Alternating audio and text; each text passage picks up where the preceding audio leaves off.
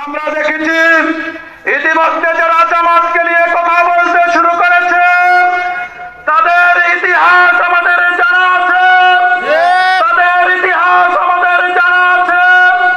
জামাতকে নিয়ে যারা ইতিমধ্যে কথা বলেন তাদের অবস্থান আওয়ামী লীগের চাইতে ভয়াবহ হবে ইনশাআল্লাহ। আসসালামু আলাইকুম ওয়া রাহমাতুল্লাহি ওয়া বারাকাতুহু। সম্মানিত উপস্থিতি, আমরা দেখেছি বাংলাদেশ জামাত ইসলামী বিগত 17টি বছর জুলুম নির্যাতনের মাধ্যমে বাংলাদেশে